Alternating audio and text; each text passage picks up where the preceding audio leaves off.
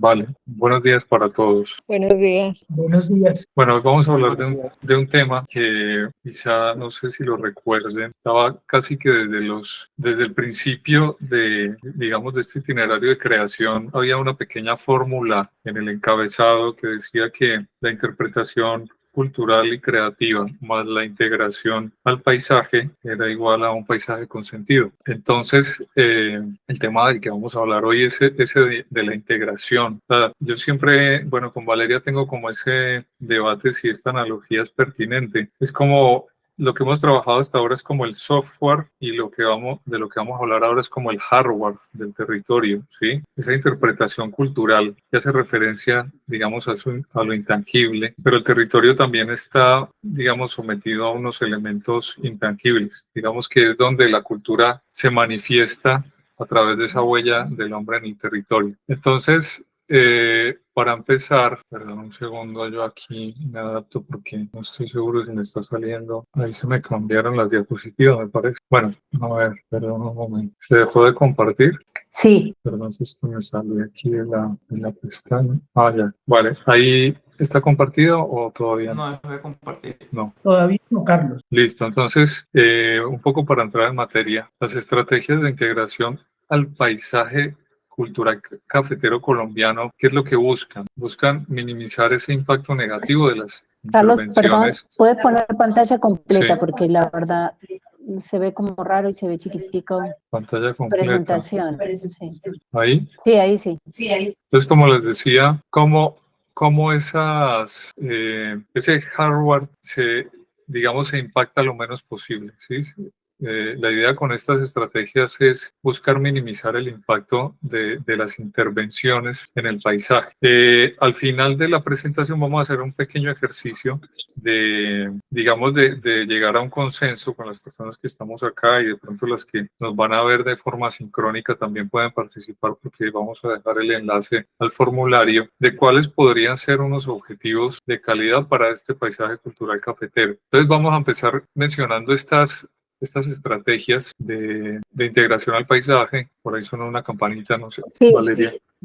No, solamente decir que cuando hablamos de, puedes silenciar un poquito, cuando hablamos de intervenciones, nos referimos a cualquier tipo, cualquier obra, cualquier construcción, cualquier tipo de infraestructura que se implanta en el territorio y pues eso, o sea, cuando hablamos de intervenciones puede tanto ser construcciones de particulares como infraestructuras, equipamientos. Entonces esas intervenciones en el paisaje, claro, lo transforman y por eso es tan importante la integración paisajística y de esas son las estrategias de las que vamos a hablar, porque si no cuidamos la manera como esas intervenciones se integran en el paisaje, vamos a estar teniendo una serie de impactos que nos van a degradar, nos van a deteriorar el paisaje. Entonces, por eso Carlos dice que esa integración al paisaje es el hardware, porque es la base que nosotros tenemos para esa interpretación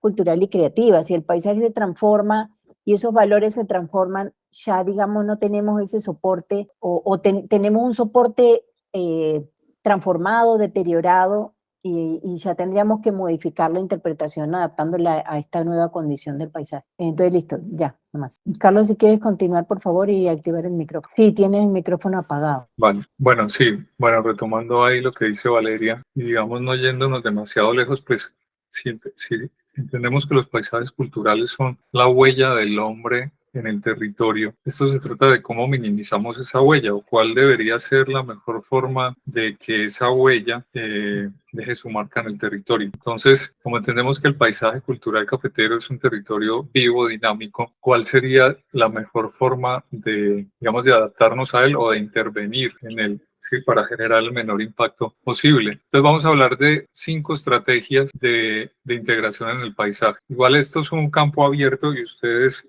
perfectamente pueden darnos sus apreciaciones al respecto. Al final es cuando más van a poder, digamos, dar su apreciación en cuanto a si están de acuerdo, en desacuerdo digamos, medianamente de acuerdo. Entonces vamos a hablar de 5 estrategias que son la estrategia de naturalización o la estrategia regenerativa, sería la primera. La segunda, la de contextualización. La tercera estrategia de ocultación. La cuarta estrategia, la mimetización. La quinta estrategia, la singularización. ¿Sí? Entonces, así muy brevemente, pues esa primera estrategia de naturalización o regenerativa lo que busca es restaurar áreas que están degradadas para recuperar la biodiversidad y el equilibrio ecológico, como lo pueden ser los bosques nativos o los cursos de agua, es decir, el atributo patrimonio natural y el atributo disponibilidad hídrica. ¿Sí?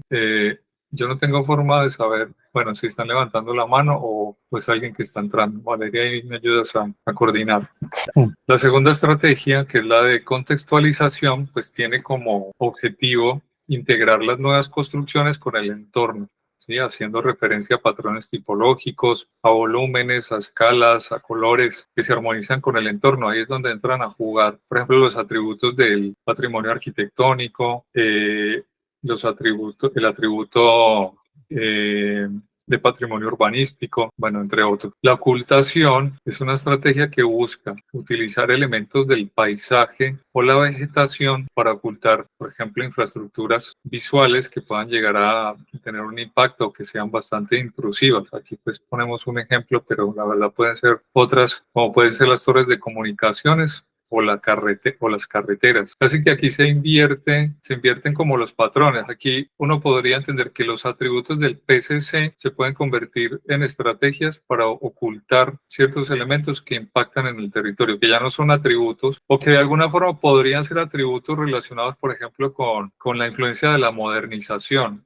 ¿Sí? Pero donde entran como a jugar con otros atributos para, digamos, integrarse de una manera adecuada. Como, digamos, tradicionalmente este atributo de la influencia de la modernización ha entrado a jugar parte del paisaje cultural cafetero. La mimetización es otra estrategia que busca diseñar elementos que se confundan con el paisaje existente mediante el uso de colores y materiales que se mezclen con el entorno. Más adelante pues vamos a ver con ejemplos cómo se puede dar. Sí, algunos de ustedes pueden tener otros ejemplos.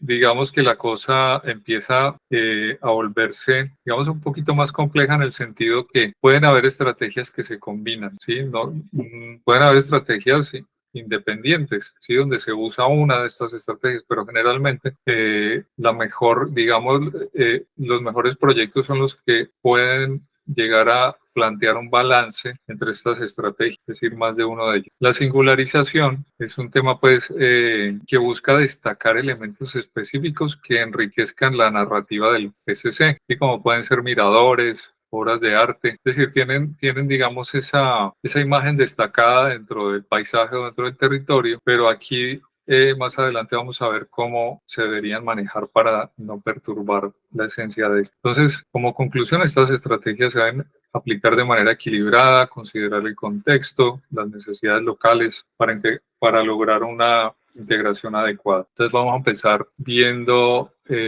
esta primera estrategia, que es la estrategia de naturalización o regenerativa, ¿sí? Donde para el PCC puede implicar lo que es la restauración del bosque nativo, como ya habíamos dicho, el atributo patrimonio natural, los cursos de agua, el atributo de disponibilidad hídrica, que por alguna razón pues están degradadas en determinados sectores, ya sea por ciertas actividades agrícolas, pecuarias o por la misma urbanización, ¿sí? Por ejemplo, se podrían plantar especies nativas de árboles y plantas para ayudar a recuperar la biodiversidad local y mejorar la calidad del suelo, que por lo general tiende a degradarse en algunos sectores, o contribuir a recuperar la conectividad ecológica.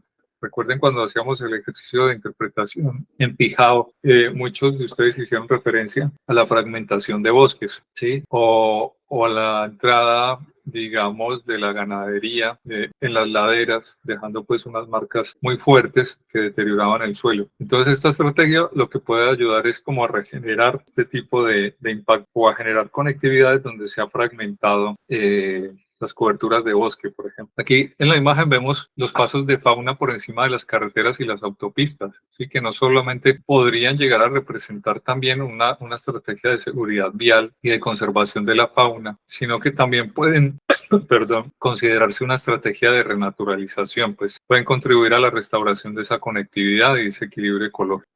Casi que debería ser una exigencia cada vez que se hace una infraestructura, por ejemplo, a Invías o a los mismos autopistas del café, que este tipo de conexiones de infraestructuras se desarrollen a la par con las infraestructuras viales. Bueno, la estrategia de contextualización. Si quieren, al final dejamos para dudas o preguntas como para intentar avanzar. Voy a intentar avanzar lo más rápido posible esta explicación. Entrando, digamos, en esta estrategia para integrar las nuevas construcciones con el entorno, pues es muy importante entender cuáles son los elementos de referencia, ¿sí? Y para eso, pues tendríamos que interpretar, yo pienso que en este sentido todavía hay mucho por investigar en términos de paisaje cultural cafetero, lo que tiene que ver como con el elemento casa, finca dentro del contexto territorial. Pues yo ya conozco algunas investigaciones, algunas tesis, pero pienso que en relación, por ejemplo, a lo que tiene que ver con el emplazamiento, todavía hay bastante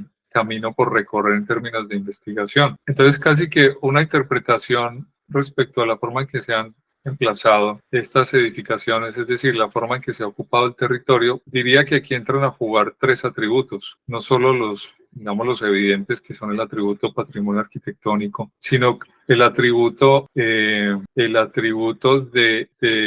poblamiento concentrado, ¿sí? Porque finalmente es el que determina cómo se han ubicado este tipo de edificaciones dentro del territorio y cómo se relacionan entre ellos. Entonces, por lo general, se han ubicado en emplazamientos que son topográficamente destacados. Esta, digamos, es una interpretación personal, ¿sí? Que amerita más investigación. Y también basado en la guía para la interpretación del paisaje cultural cafetero. Bueno, aquí cabe destacar, por ejemplo, que las construcciones presentan una regularidad y simetría en su composición. Que hay Perdón. Sí. No, quería acotar que yo veo como dos ubicaciones que me han llamado la atención. Una en puntos altos y que uno también puede interpretar que esos puntos altos están como en un filo o en un promontorio y muchas veces está delimitado por quebradas o por escorrentías a los lados. Y otra es al borde de un camino, ¿sí?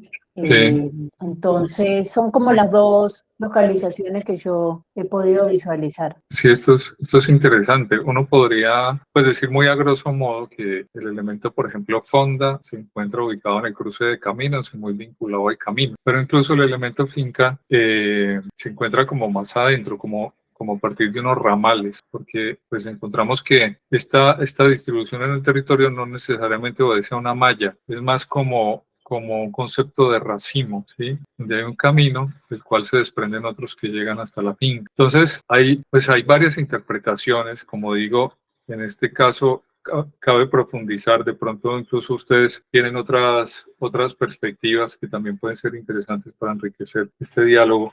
Pero, por ejemplo, yo me la voy a jugar con una de por qué, digamos, las casas son como son y adquirieron esta identidad o esta presencia destacada en el paisaje, ¿sí? Y pues yo digamos que voy a apostarle como a una idea que tiene que ver con la idea de poder y de tomar posesión en el territorio. Es decir, como vamos a ver más adelante, no necesariamente estas edificaciones buscan mimetizarse ni camuflarse, sino todo lo contrario, buscan destacar, ¿sí? Como reflejar territorialmente esa posesión o ese estatus social dentro del mismo territorio. Pues sí, eso lo reflejan los colores, lo refleja la misma volumetría, pero claro, esto no es una cosa singular ni premeditada, sino que es la conjugación de varios elementos como esa adaptación al clima, ¿sí? A la topografía, bueno, etcétera. Levantó la mano. Sí, no, yo quería decir que esa es una lectura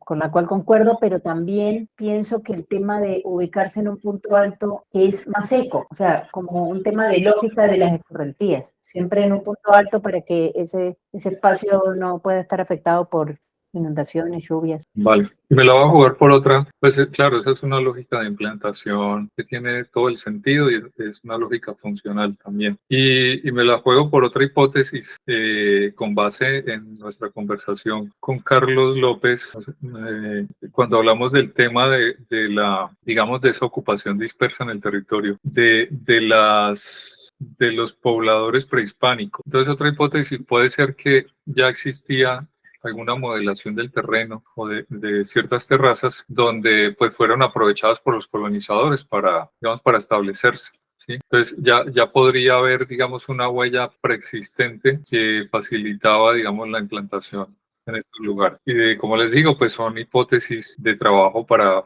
posibles estudios más profundos o investigaciones. ¿Alguien levantó la mano? No, es alguien que acaba de entrar. Vale. Entonces, volviendo a la estrategia de integración paisajística, respecto a la contextualización, pues sí, ese es como el mensaje, como intentar entender en profundidad estos aspectos para poder tomar decisiones. Entonces, claro, aquí hablamos del establecimiento de una continuidad entre los elementos preexistentes y los nuevos, mediante la referencia a pautas tipológicas, volumétricas, escalares, cromáticas, ¿sí? Entonces, entender todo esto nos permitiría tomar unas decisiones más, digamos, con más criterio, más informadas y más sólidas. Entonces, esa contextualización implica establecer una continuidad visual y temática entre los elementos nuevos y los preexistentes del PCC. Claro, esto se logra haciendo referencia a esos patrones, los que hablamos ahora y que pues los reitero porque pues son claves para poder que estas estrategias sean sólidas. Tipología, volumen, escala, color, ¿sí?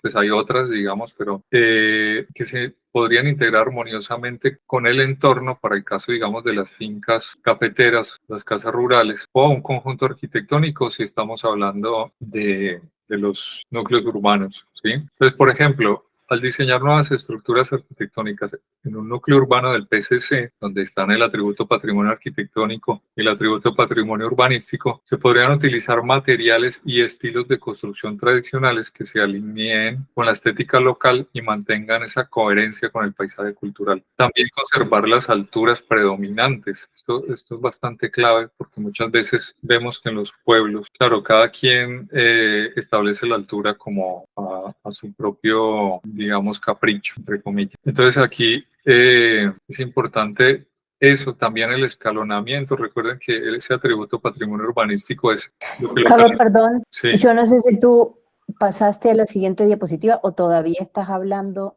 de la misma. Estoy hablando de la misma, pero bueno, lo voy a pasar como Sí, para no ya. aburrir. Pero bueno, no, simplemente antes para cerrar voy a decir algo aquí para finalizar. Y es que es importante tener claro dentro de esa topografía el escalonamiento, ¿sí? Porque es una retícula sobre una topografía bastante irregular y eso es justamente lo que caracterizó esos atributos dentro de la valoración de la UNESCO, ¿sí? Entonces, bueno, pasemos acá a la siguiente. Aquí se ve, por ejemplo, un gráfico con ese poblamiento disperso. En la guía para la interpretación se habla de que por lo general esta ubicación está en emplazamientos topográficamente destacados, lo que hablamos ahora, a la regularidad y simetría de su composición, de esa composición volumétrica, a la mayor presencia de líneas verticales, esa presencia destacada en el paisaje, como les decía, según mi hipótesis, puede subyacer en la idea de poder y posesión del territorio como reflejo territorial de la propiedad o del estatus social. Fíjense que siempre hemos hablado que los conflictos en nuestro país están asociados como a esa idea de posesión de la tierra. Claro, nadie de momento, qué bueno sería conocer un estudio de cómo esa idea de posesión ha repercutido en esa imagen tan característica que tienen estas construcciones. Entonces, si ya hemos hablado pues de esa continuidad entre los elementos preexistentes, fíjense aquí, por ejemplo, en el caso urbano, lo que les comentaba del escalonamiento que se ve más reflejado en los zócalos, cómo los zócalos se van escalonando, los aleros, cómo van creando unos ritmos en las fachadas. Aquí, por ejemplo, hay unas fotografías de Armenia antiguas y cómo ese ritmo vertical y esa línea que marcan los aleros es clave para poder entender lo que son estos digamos, es lo que puede ser la intervención o las estrategias de contextualización para poder integrarse en los paisajes urbanos o rurales. ¿Cuál es el problema hoy día? Que las normativas han planteado, por ejemplo, la idea del voladizo, ¿sí? Que rompe, digamos, estas fachadas que eran un solo plano, genera un voladizo y ya el alero se pierde. ¿Sí? Entonces rompe esa continuidad. Las edificaciones modernas. Perdón, para explicar lo que es un voladizo, es como que la segunda planta se pueda extender un poquito sobre la planta baja y genera como un volumen que se extiende. Pues sería bueno ver una foto de un voladizo, pero en todo caso es interrumpir la línea de fachada y que aparezca como un volumen adelantado. Exacto. Y generalmente, claro, con la modernidad, digamos, prevalece la línea horizontal en la composición de la fachada respecto a la anterior o la vertical. Bueno, entonces vamos a ver aquí. Pasemos a la siguiente. Como casos de situaciones o ejemplos, pues, de cómo, pues, podríamos decir que son casos pues, de una integración por contextualización que es correcta. Pues no vamos aquí a decir esto es lo que se debió haber hecho o no se debió haber hecho, sino entender que son casos que, listo, se podría entender que no premeditadamente aplicaron esa estrategia, pero que sus resultados sí se aplican. En la casa, no sé si todos reconocen la finca Bruselas, yo creo que la mayoría. Carlos, perdón, ¿será que de pronto, pero solamente si es fácil y si no, no pasa nada? ¿Será que cuando hable de cada caso puedes ampliar un poco más? Porque son interesantes los casos, pero se ven muy pequeñitos. Te puedes hacer como un zoom en el caso que vas a explicar. Un zoom, no creo que aquí se pueda hacer zoom. Pero bueno, aquí por ejemplo, este es en Salamina, una casa que fue, bueno, no voy a entrar como a profundizar en el tipo de obra que se hizo, pero había una preexistencia a la cual se le hizo un proceso de restauración o mejoras, ¿sí? Intentando Perdón, y también se puede usar el puntero para mostrar de cuál caso estás hablando. Sí, no sé si ahí se ve mi puntero, que lo estoy moviendo, pero... No se ve, pero a la izquierda puedes sacar un lápiz, un marcador. A la izquierda, a ver. Pues la parte de abajo de la presentación. La parte de abajo, no la veo. Bueno, continúo entonces, a ver si por acá puedo encontrarla. Ahí, ¿siguen viendo la presentación o me salí como de la vista? Pero te saliste de la vista completa. Ahí está cargando un momentito. ¿Ahí se ve la vista completa? Sí. Vale, Sí. ¿Y el cursor? No. Sí, ahora sí se ve el cursor. Bueno, la verdad me gustaría hacer rayar, pero la verdad no sé cómo. Tengo que preguntar a Valeria. Bueno, pero fíjense cómo predomina la vertical, ¿sí? En estos elementos, en este también. Seguramente, y esta también es una interpretación mía, que bueno sería conseguir fotografías antiguas de la finca Bruselas, no sé si alguien tendrá, pero seguramente pienso que debió haber sido muy parecida a la finca de Juan Carlos en cuanto a que tenía corredores perimetrales. Sin embargo, aquí hicieron una intervención donde cerraron seguramente un tramo para ampliar un espacio interior. Entonces, simplemente quedó una especie de corredor hacia el frente, ¿sí? En cambio, arriba sí se refleja en todo el perímetro. Entonces, digamos que hay una intervención, pero que mantiene como esas relaciones tipológicas y volumétricas de la vivienda original. Bueno, aquí hay otros casos que son fuera del paisaje cultural cafetero.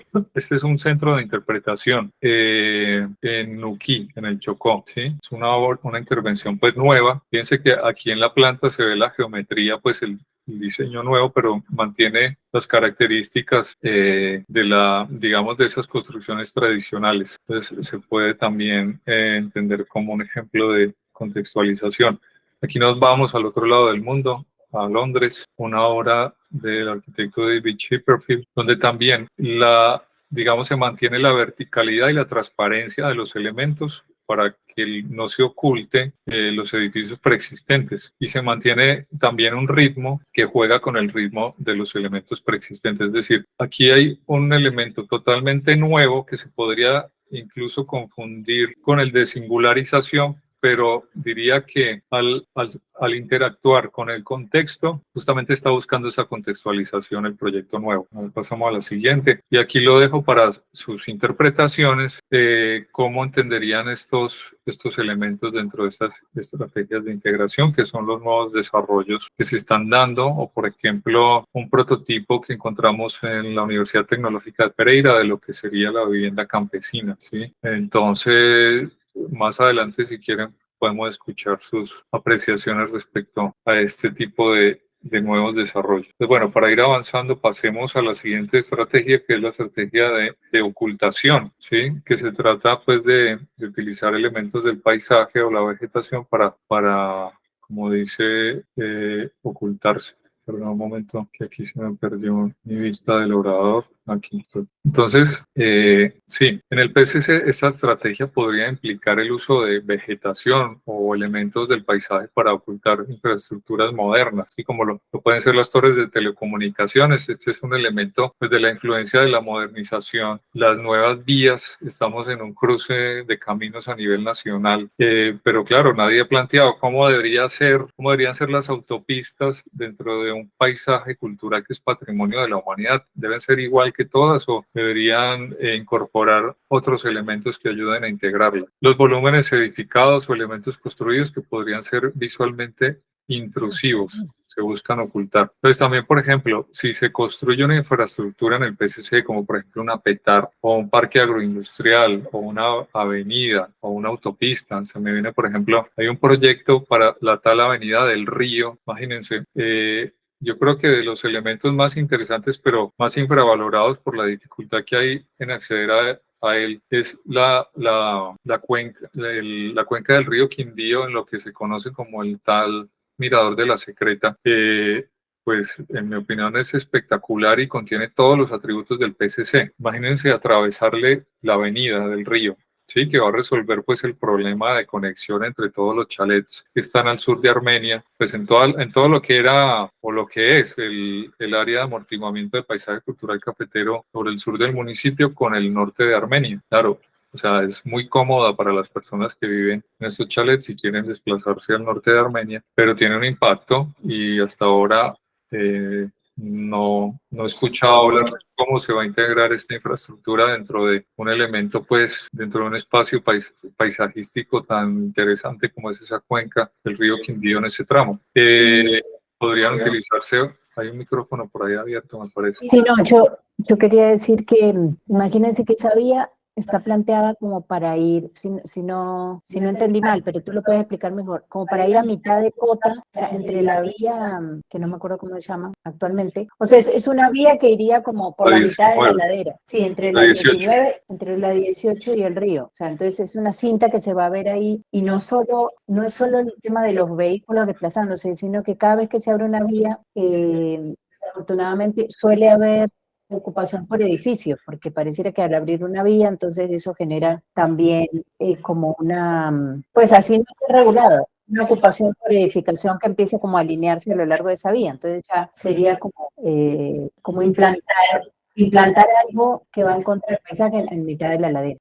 Bueno, aquí por ejemplo en las imágenes hay pues 3 ejemplos. El primero de la izquierda es un proyecto, una propuesta en Bucaramanga, donde pues hay esa intención de que la arborización cubra en buena parte lo que son esas nuevas infraestructuras, como intentando ocultar esos volúmenes edificados. Aquí en el medio pues hay una torre de comunicaciones, este ejemplo es en Perú, donde se creó una normativa para intentar que esas torres imiten árboles. Aquí, por ejemplo, en Armenia hay un caso, supongo que todos lo conocen, de una antena que imita una palma de cera, ¿sí? Es interesante porque la verdad, si no es por eso, yo nunca me hubiera dado cuenta. Pues ni percibía que era una palma de cera, ni que percibía que era una torre de telecomunicación. Y tenemos el caso del Museo Quimbaya, donde pues premeditadamente su autor, Rogelio Salmona, tomó la decisión de que el edificio no debería superar la cota de las vías, de las avenidas que la circundaban. De hecho, Rogelio Salmona es un arquitecto que siempre busca el entorno, el paisaje circundante. Recuerdo que yo estuve en una exposición donde muchos que éramos de Armenia, en ese momento, pues estudiantes y un poco inmaduros también, quedamos un poco tocados porque Rogelio Salmona dijo en esa conferencia que Armenia no tenía entorno. Claro, al ser de Bogotá, para él el entorno son los cerros pilares de Bogotá, pues que tienen una presencia muy fuerte y que están al borde de Bogotá. Entonces, claro, ahora con el tiempo interpretó y a lo mejor él se sentía cómodo trabajando allá porque todos sus proyectos sabían cómo abrirse a lo que eran los cerros. En ese momento, pues, él entendió pues que Armenia no tenía, digamos, ese contexto tan a la mano, entonces decidió, digamos, bajarse y crear su propio mundo en lo que pues hoy conocemos como el museo y afortunadamente una obra genial, pues como lo era este arquitecto que tenía la capacidad de tomar este tipo de decisiones. Bueno, continuamos. Aquí otro edificio pues que traigo a colación como un ejemplo de lo que puede ser ocultación es el Hotel Casa Duvelo en Finlandia. No sé si todos lo conocen, déjennoslo en sus comentarios en el chat. Pues donde también se baja de la cota de la carretera. Esta foto de la derecha, por ejemplo, está tomada, si no estoy mal, desde la carretera, sí, que conecta Finlandia con Vaya, y pues donde finalmente las cubiertas pues con un buen material pues, imitan un poco la topografía del lugar o generan pues su propia topografía, pero sin pretender destacar demasiado el edificio. Aquí hay unos árboles pues que están todavía pequeños porque el proyecto es nuevo, pero quizá con la intención de incluso de ocultarlo mucho más. Y si uno entra en el proyecto, pues la vegetación también tiene una presencia importante que busca equilibrarse con el edificio. Es decir, no hacer del edificio el elemento más llamativo. Este otro proyecto queda, bueno, les quedo debiendo la ubicación, pero es un centro de interpretación. Entiendo que está en España y pues también lo que busca es de alguna forma pues ocultarse en el sentido que toma algunos elementos, por ejemplo, esas líneas semihorizontales de sombra de las rocas, de los pliegues de las rocas, los incorpora dentro del juego de cubiertas, ¿sí? Lo mismo los colores son bastante similares o por lo menos no son disonantes con los colores del contexto. Este es otro proyecto que queda en Medellín, más urbano, que también se puede entender como una estrategia de ocultación, que usa la vegetación justamente para ello. Este es el edificio Matorral de Medellín, que fue premio de arquitectura en Colombia, pues el nombre muy diciente también. Este es otro proyecto del arquitecto estadounidense Frank Lloyd Wright, ¿sí? Que es una adaptación pues a componentes del paisaje existente. Entonces, mediante su estrategia, buscó pues la adaptación o acomodarse a las cualidades fisionómicas y semánticas del contexto, ¿sí? Entonces usa componentes como la litología, la piedra, que me parece mucho también al centro de interpretación que vimos antes, la vegetación, otros usan elementos como cultivos, ¿sí? Bueno, entonces especialmente retoman como esos elementos más representativos en la caracterización del paisaje de referencia. A ver, miremos si hay otro.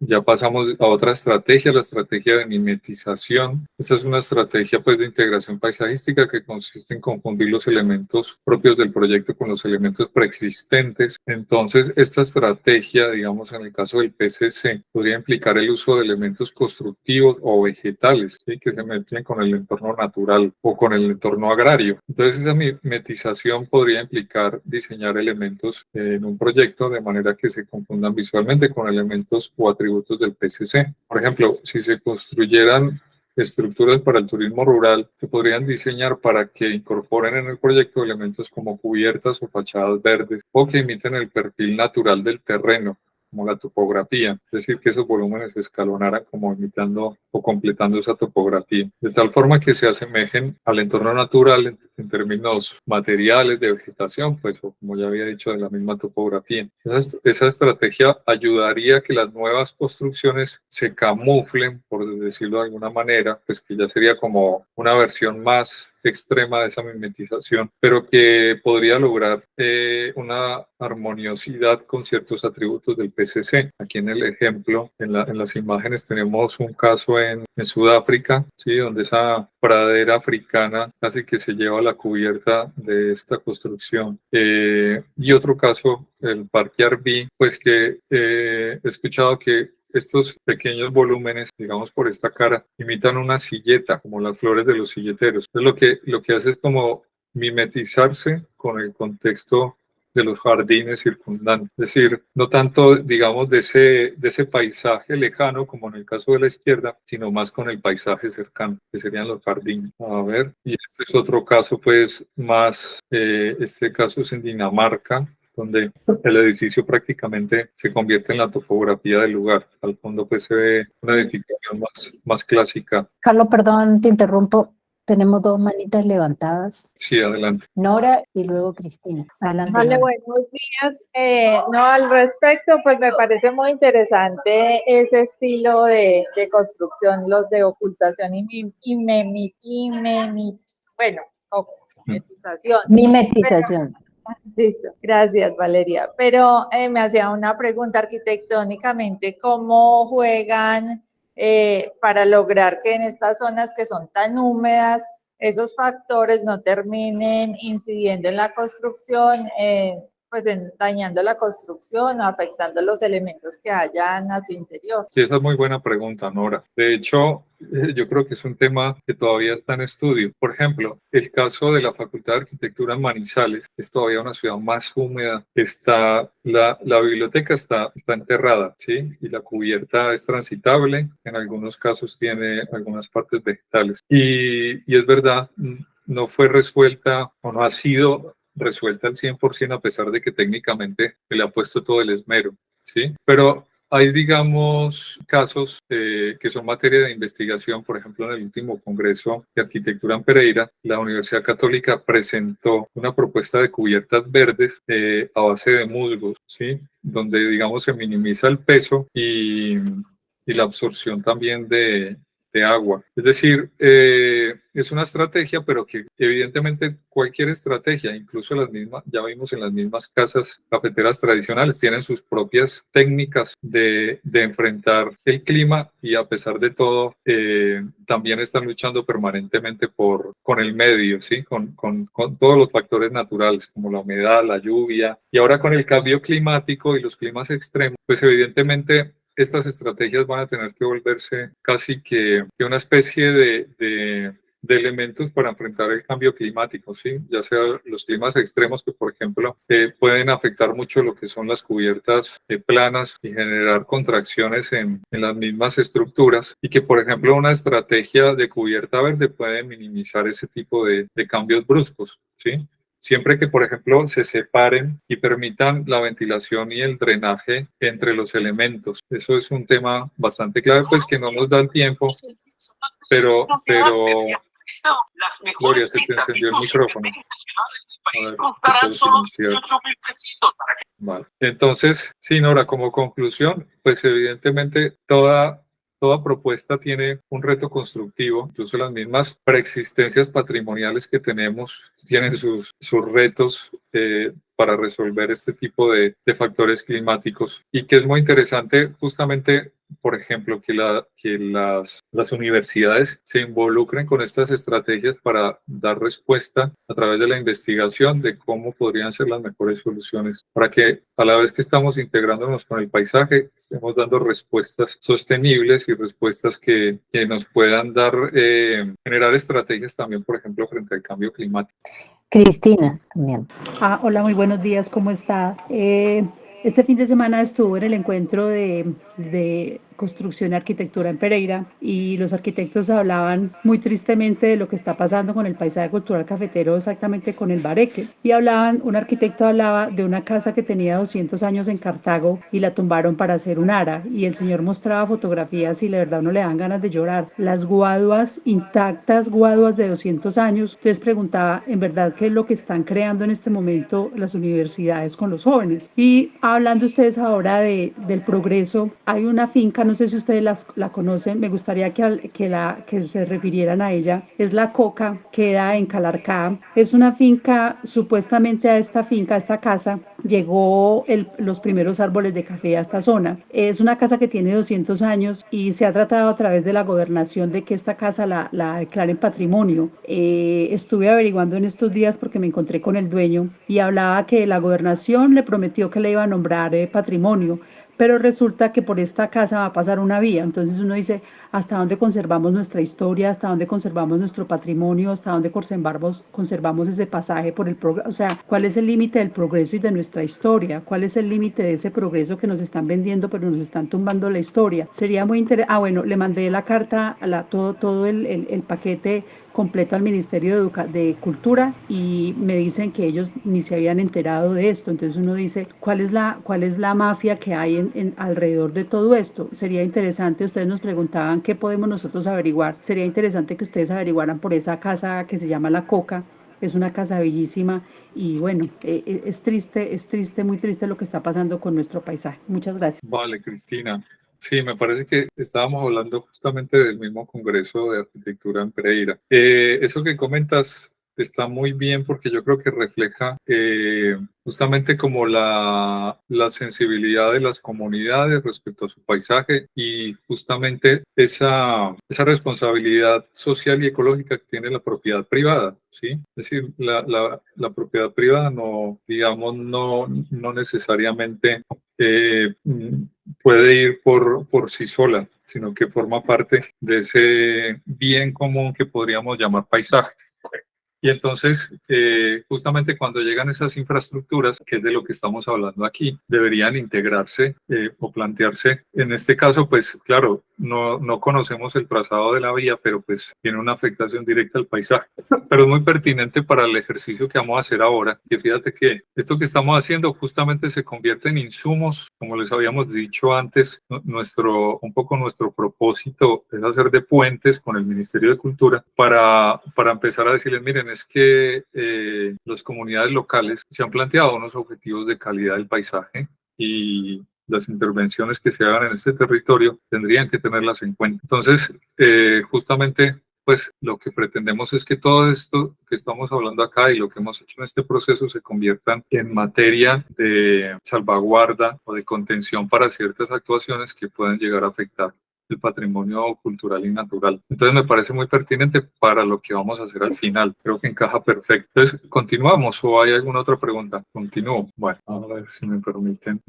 Bueno, digamos, estábamos mirando estos casos. A ver, por aquí había otro más de, casi que aquí ya estamos hablando de un camuflaje, pues son ejemplos un poco abstractos, pero bueno, es como para que se entienda el concepto. Entonces pasamos la siguiente estrategia, que es la singularización. Sí, este es un tema, digamos, delicado porque, bueno, ya lo vamos a tratar. Esta estrategia de integración al paisaje está basada en el establecimiento de nuevas relaciones con los elementos del paisaje, ¿sí? A partir del protagonismo otorgado a la presencia de un nuevo elemento. Entonces, imagínense la responsabilidad que esto implica. Esta estrategia pues busca establecer nuevas relaciones con los elementos del paisaje al dar protagonismo a un nuevo elemento que enriquece o facilita la narrativa del PCC. Por ejemplo, la creación de miradores estratégicos o la instalación de obras de arte en espacios públicos que puedan realzar ciertos puntos del PCC, creando nuevas perspectivas y experiencias para los locales, en primer lugar, por supuesto, y para los visitantes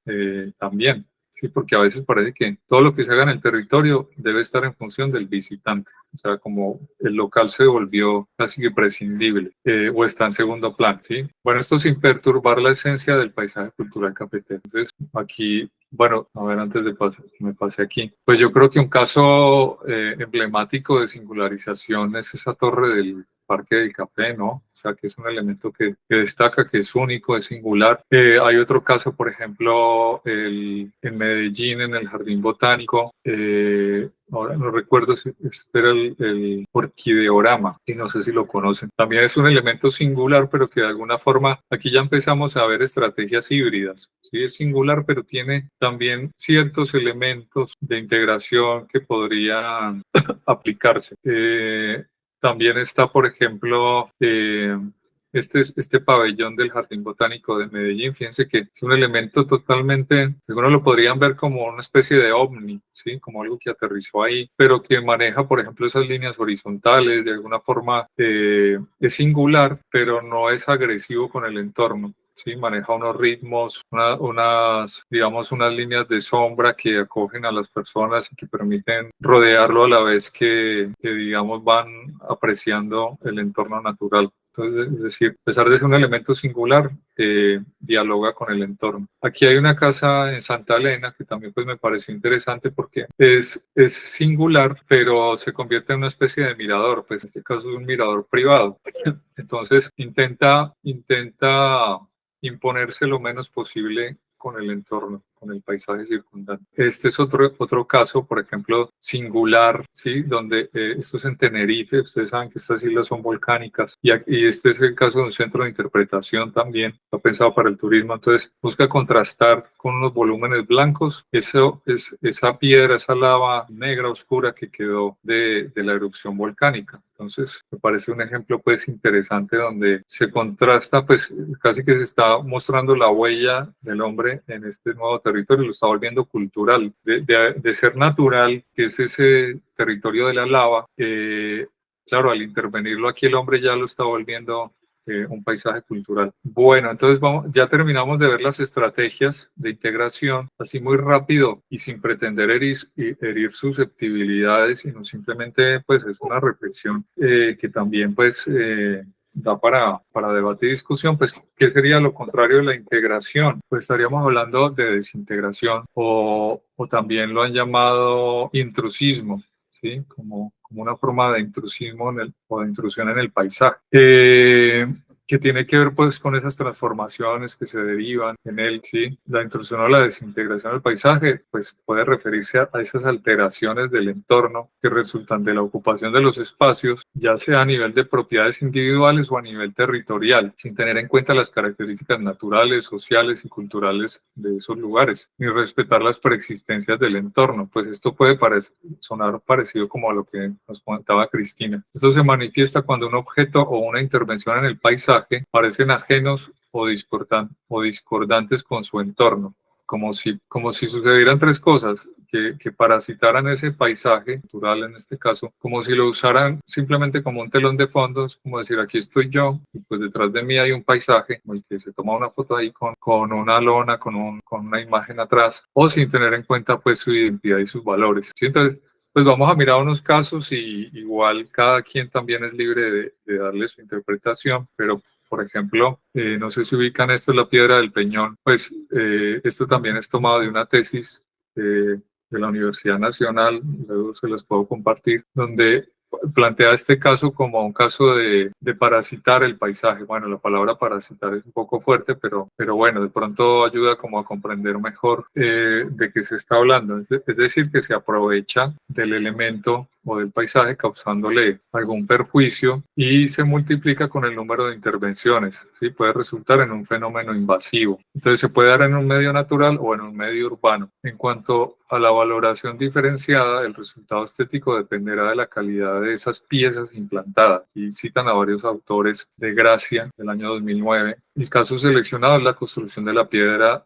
del Peñol, ¿sí? Donde pues esta torre y las escaleras pues de alguna forma se adhieren como, según el autor, como un parásito. Bueno, en la siguiente, vamos al siguiente caso de desintegración, bueno, donde el objeto utiliza el paisaje como un marco, ¿sí? Esto implica que el objeto reconoce que hay un paisaje de fondo, aun cuando éste se maneje como apoyo o respaldo. Y también se puede dar en centros históricos cuando las fachadas se convierten en telón de fondo para destacar una forma singular o desvinculada. También el autor es de Gracia, del año 2009. El ejemplo de esta modalidad es la torre, bueno, este autor cita, por ejemplo, la torre del Centro Cívico de la Plaza de la Libertad en Medellín, del estudio Opus, ¿sí? Que lo plantea como que ese edificio utiliza el paisaje como un marco. Entonces, bueno, digamos que este caso está muy de moda porque pues tiene que ver con estos elementos que se usan para las fotos de Instagram, ¿sí? Que se han empezado como a difundir para que las personas pues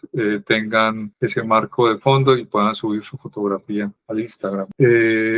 A ver, un tercero, donde el objeto desconoce el paisaje. Entonces, esta afirmación equivale a decir que está producido al margen de su entorno, probablemente desaprovechando incluso como fondo escénico. Aquí la autonomía arquitectónica proclama la insuficiencia proyectual como una negligencia gratuita. Estas son palabras pues, del autor. El resultado será siempre una obra deslocalizada en doble sentido. No hace lugar ni pertenece al lugar. También de Gracia, del 2009. En esta categoría se selecciona, el autor propone, por ejemplo, la estación del Parque Berrío en Medellín como muestra de la primacía de lo funcional sobre el valor del lugar. Carlos, perdón, te corto. Sí.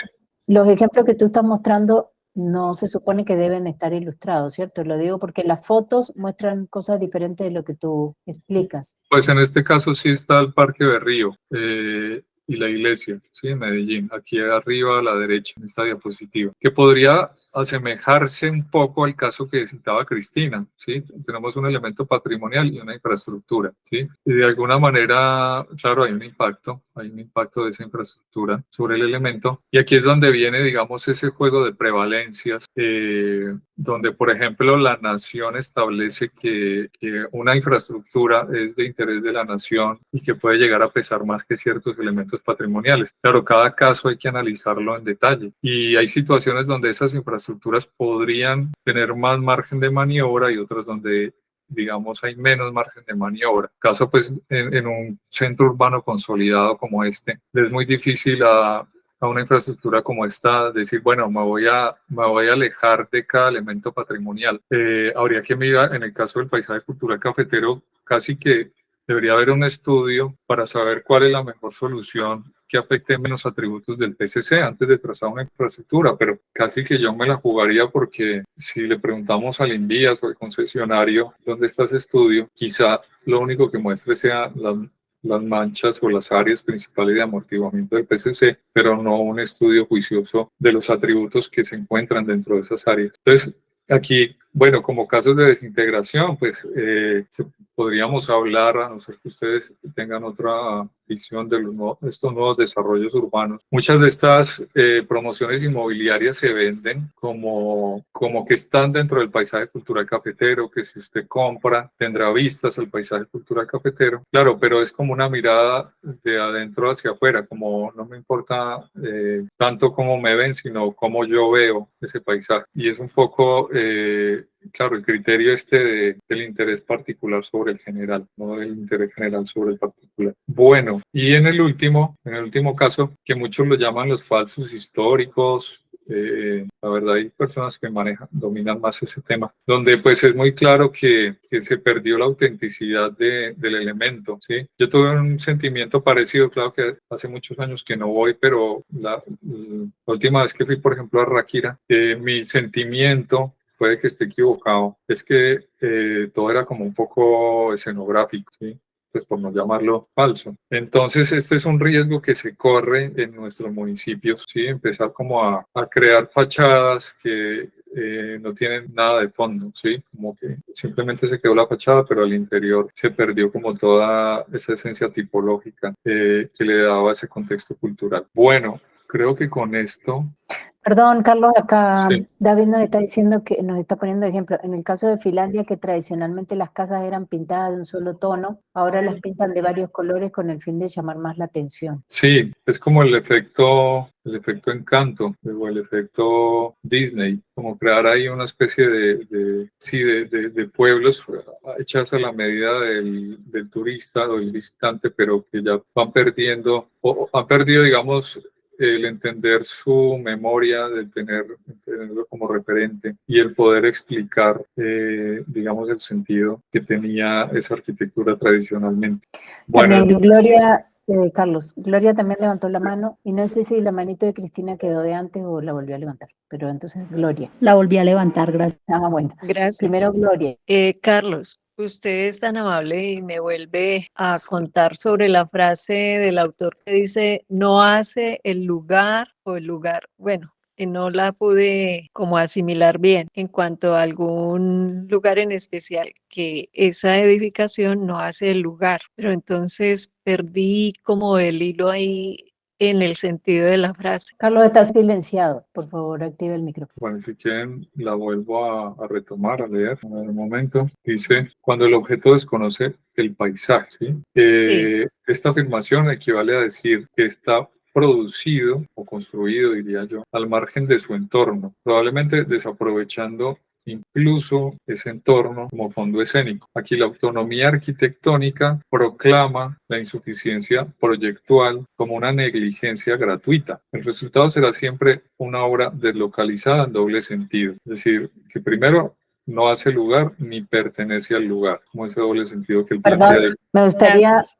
entender bien eso que dice la insuficiencia proyectual como una negligencia gratuita, es decir, un descuido que nadie penalizó ni nadie censuró, ¿cierto? La negligencia es el descuido. Y la insuficiencia proyectual es porque es un proyecto que no no cumple con unos criterios estéticos que en este caso no son irrelevantes, sino que deberían ser una exigencia. O sea, se debería exigir que estos proyectos tomen una decisión técnica de cómo integrarse al paisaje y eso se quedó en un descuido que además no se penalizó. Yo lo interpreto también como, a ver, como que aquí la autonomía arquitectónica como una cuestión de ego proclama una insuficiencia proyectual, como que aquí dice yo soy el arquitecto o esta es la gran obra arquitectónica de su dueño, pero que realmente a nivel proyectual como proyecto no cumple, pues así lo interpreto yo y eso es como una especie de negligencia pues gratuita. Pero sí, como tú lo dices, yo creo que está mejor expresado. Y entonces, cuando habla de esa obra deslocalizada en doble sentido, es que no hace lugar, que por ejemplo sería el caso de Salmona. Salmona dijo, bueno, aquí no tengo un lugar, pero lo voy a hacer, ¿sí? Ni pertenece al lugar, es decir, no se contextualiza, no dice, bueno, yo voy a tomar, o voy a integrarme, voy a tomar elementos del entorno para integrarme al lugar. Así es como pues yo lo veo. No sé si alguien tiene otra. Sí, no, perdón. Primero que silencies porque me cuesta hablar. No, yo solo quería decir que tomar en cuenta también que Salmona, o sea, según yo tengo entendido, ya existía un desnivel importante, como de 8 metros, entre la vía actual y el terreno. Es decir, el terreno era como una especie de hueco. Y no es que se haya hecho ahí un gran movimiento de tierra, justamente él se adaptó a ese contexto también. Muchas de esas estrategias de contextualización digamos, no es forzado, sino que es casi que una respuesta natural de los arquitectos, adaptarse al contexto y justamente aprovechar eso que parece una limitación, convertirlo en un valor del proyecto arquitectónico como tal. Y bueno, ahora para escuchar a Cristina, que también levantó la mano. Sí, me hicieron recordar en Armenia por la avenida Bolívar había una casa que tenía al frente si no estoy mal, creo que queda diagonal a la hoguera. Tenía al frente un árbol y el dueño mandó construir, cuando mandó construir su casa, el arquitecto o el maestro, no sé en esa época que había, le dijo que iba a tumbar el árbol para poder construir la casa y él le dijo, no, me construye la casa después del árbol. Entonces uno dice, ¿por qué no complementamos eso que hay en la historia con la modernidad? Porque uno dice, a nosotros muchas veces nos dicen, es que ustedes están en contra de la modernidad. No es que estemos pero hay que poner todo en una balanza. Y recuerdo un caso muy sonado en Pereira, en punto 30, la vía tenía un trazado diferente, pero por conveniencia de que pasara por la casa, por la vía, los terrenos de alguien muy importante cambiaron el trazado. Entonces, porque unas cosas se pueden amañar y otras no, hablando nuevamente de la coca. Gracias. Hola, Cristina. Sí, no, muy interesante la apreciación. Justamente yo diría que el vacío y el desconocimiento del lugar y la falta de apropiación pues, frente a una dinámica urbana que permita generar unas normas o unas políticas o unas directrices, pues hace más vulnerable a que este tipo de cosas sucedan. Pero en la medida en que la población, las comunidades se hacen más conscientes de esto que puede pasar, se pueden exigir directrices para darle un sentido y un orden al territorio sin que afecte tampoco la propiedad privada, sino que haya una especie haya una armonía, ¿sí? Donde un gana-gana, donde todos ganen. Valeria. Sí, ¿a quién más le darás la palabra? Gloria volvió a levantar la mano o quedó levantada de antes. De pronto quedó levantada. No, qué pena. Bueno, entonces continuamos y para cerrar, no sé si Valeria tienes por ahí el enlace al formulario. Sí, ya lo comparto. No, yo también lo tengo por aquí. Justamente me parece que ahora de pronto sí están motivados porque vamos a hablar así muy brevemente de este tema de los objetivos de calidad del paisaje, ¿vale? Entonces, a ver, yo intento como ponerme otra vez. Yo compartí el enlace. Carlos, me gustaría que rápidamente expliques qué es eso de los objetivos de calidad del paisaje, cómo en otros contextos está muy generalizado este tipo de encuestas a la población local antes de elaborar cualquier normativa sobre paisaje. Pues acá no existe, pero en otros sitios hace años que se trabaja. Sí, ¿me escuchan? Sí, claro, para que lo que han comentado ustedes, digamos, no ocurra o que si hay transformaciones, porque el paisaje es dinámico y hay transformaciones, pueden ocurrir de la mejor manera, debería haber una especie de consenso, ¿no? Como de principios y objetivos para que puedan convertirse, o para que puedan establecer ese marco rector para que todas las intervenciones, proyectos o desarrollos que puedan impactar negativamente en el PCC, pues impacten positivamente. ¿Sí? Entonces, aquí hay un propósito que es garantizar que las acciones llevadas a cabo en el paisaje, en nuestro caso en el paisaje cultural cafetero, pero podríamos estar hablando de paisajes urbanos y rurales. Cristina, por ejemplo, mencionó temas de paisaje urbano, que también es supremamente válido. Sean coherentes con sus atributos culturales, históricos, naturales y paisajísticos. Entonces, estos principios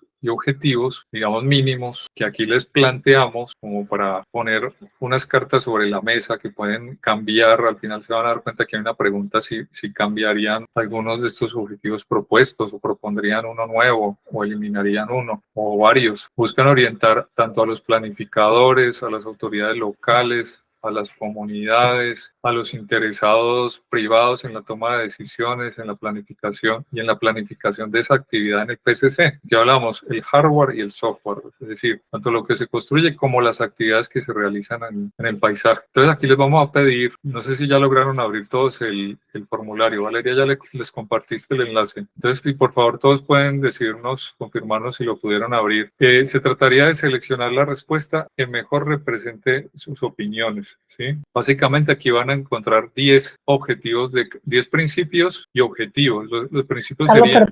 perdón, te corto. Ojo que el enlace que yo compartí tiene un mensaje que dice, bueno, recién lo acabo de abrir. O bueno, no sé si a los otros les sale eso. Dice, registrar los SILAB como correo que se incluirá al enviar mi respuesta. No, a cada persona le tiene que aparecer su propio correo, Claro, ¿cierto?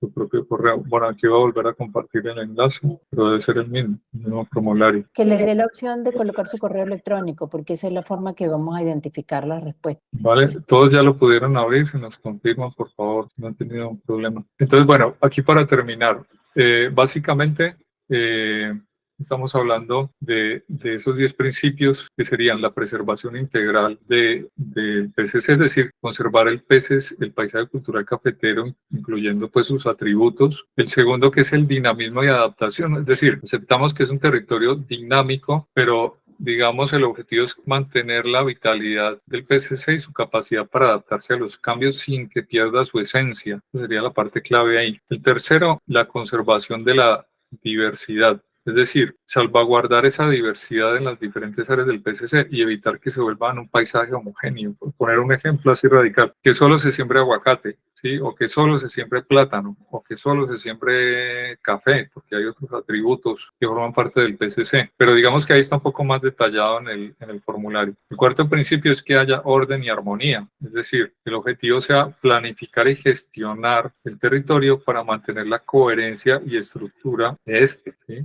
El quinto es la singularidad y la relevancia, es decir, destacar la singularidad y relevancia de los atributos del PCC, incluso sobre otras actuaciones que se hagan en el territorio. El sexto es potenciar los valores, ¿sí? Ayudar como a fortalecer esos valores y atributos de identidad del PCC. El séptimo es el respeto por lo histórico y lo cultural, conservar el patrimonio histórico y cultural del PCC. El 8, un principio de belleza y tranquilidad.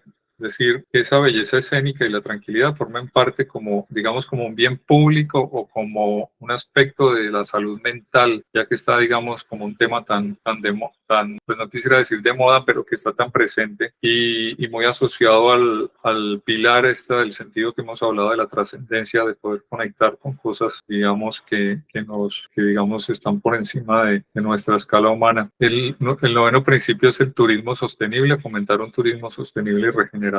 Es decir, que no solo evite los impactos, sino que ayude a mejorar el destino, que ese turismo ayude a que el destino sea mejor de lo que lo encontró el turista cuando viene. El décimo, el bienestar social, que es contribuir al bienestar de la población. O sea, no que la población adapte su bienestar en función de permitir. Es como lo que nos decían que en Finlandia, que la gente de la población decide irse los fines de semana como para dejarles, digamos, en préstamo el municipio a los visitantes, sino entre quienes habitan el lugar y quienes lo visitan. Entonces, estos objetivos se basan en en ese valor de la excepcionalidad de la cultura cafetera para el mundo y el objetivo estratégico del plan de manejo del PCC de conservar, revitalizar y promover el patrimonio cultural y articularlo al desarrollo regional. Es decir, que ya forma parte aquí, digamos, de esta tablita que siempre hemos trabajado del número 2, que es la cultura cafetera para el mundo, que digamos abarca varios atributos junto con otros atributos que están allí, pues que tienen más presencia física en el territorio. Bueno,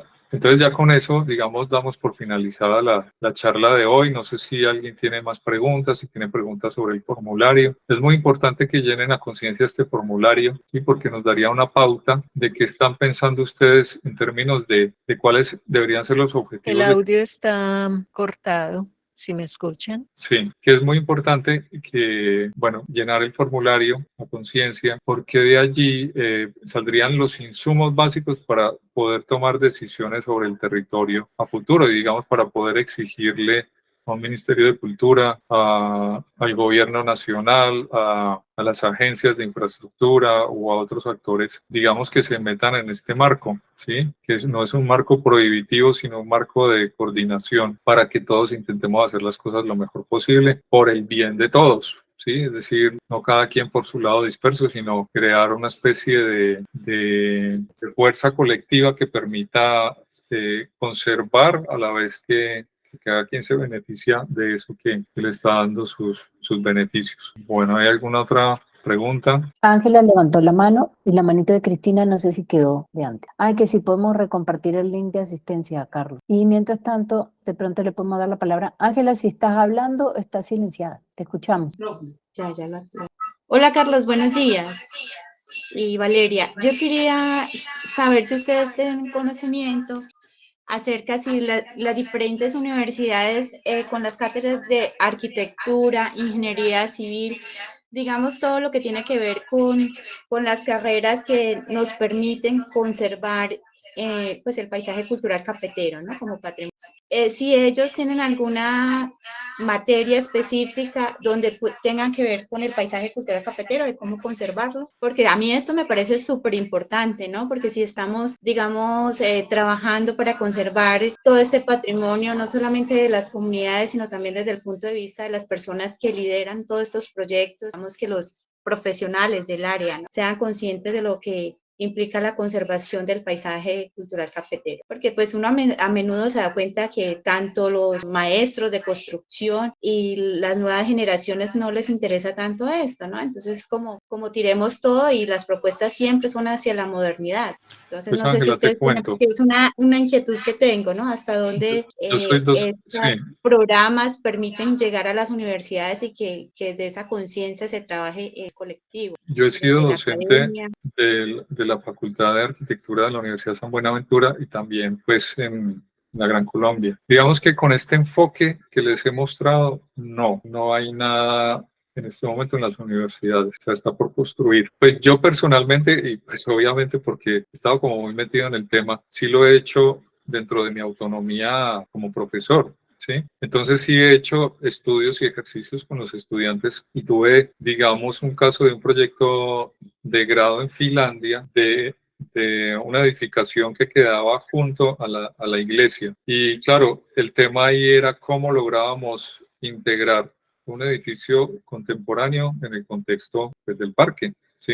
Es decir, que no fuera un remedo de la arquitectura tradicional, que fuera, digamos, un proyecto innovador, contemporáneo, pero que fuera totalmente respetuoso y se integrara de manera armónica en el contexto, es decir, que le aportara. Ese fue, digamos, un caso. Intenté buscarlo, pero no, la verdad no lo encontré. Fue un ejercicio muy bonito que le dimos 1000 vueltas y creo que llegamos a un resultado muy interesante. De hecho, fue el mejor proyecto de ese semestre. Pero aquí hay todo un trabajo por hacer en este sentido. Todo lo que hemos hablado acá de las estrategias de integración no es un tema que esté incorporado dentro de los currículos. Estamos, digamos, en eso.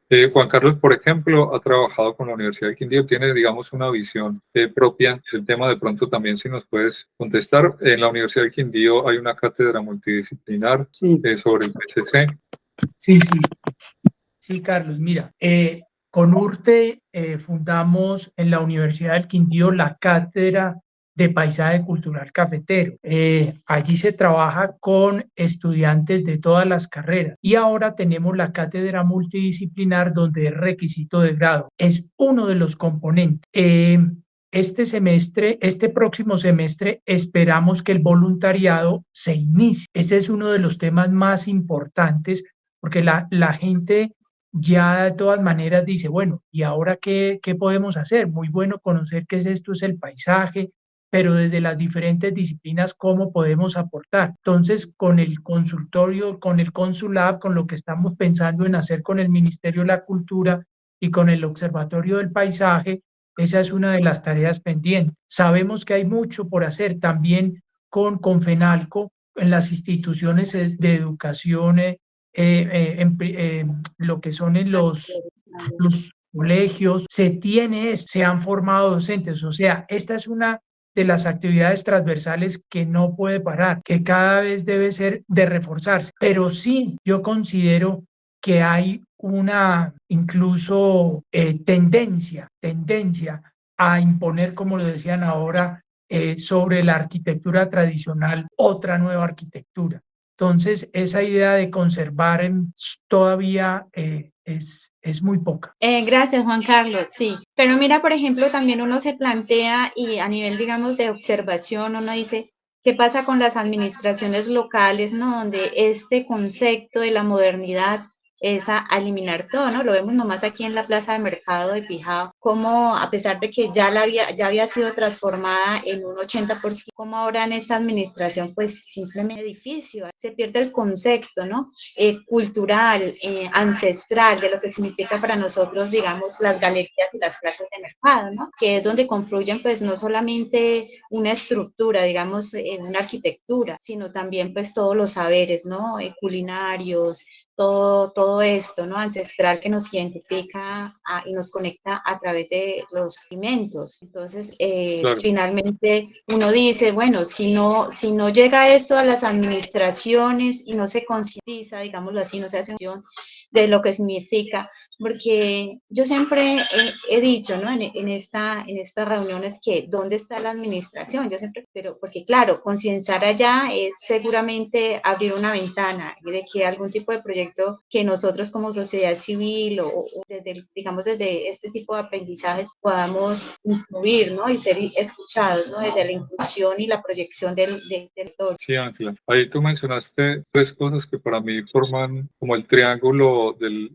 deber ser, que incluye la participación de las comunidades en concebir estos proyectos. Entonces, estamos hablando del hardware, que sería, digamos, esa nueva infraestructura que se crea, si es necesario, o que se restaura o que se conserva. El software, que es esa actividad que se desarrollaba allí, que tiene una memoria, que es la que, por ejemplo, a través de la interpretación hemos intentado no dejar que se pierda. Y las comunidades, que son esas personas, como tú lo dices, que estarían, digamos, dando su concepto de cómo podrían ser las cosas, cómo deberían ser las cosas, como planteando sus imaginarios del deber ser. O cómo podemos aportar, porque es que las comunidades también, o sea, desde la responsabilidad social que tenemos cuando estamos diciendo, es que queremos que nuestro territorio siga siendo paisaje cultural cafetero, pues también tenemos unas responsabilidades, ¿no? Pero claro, cuando vemos que estamos solos nos queda muy complejo.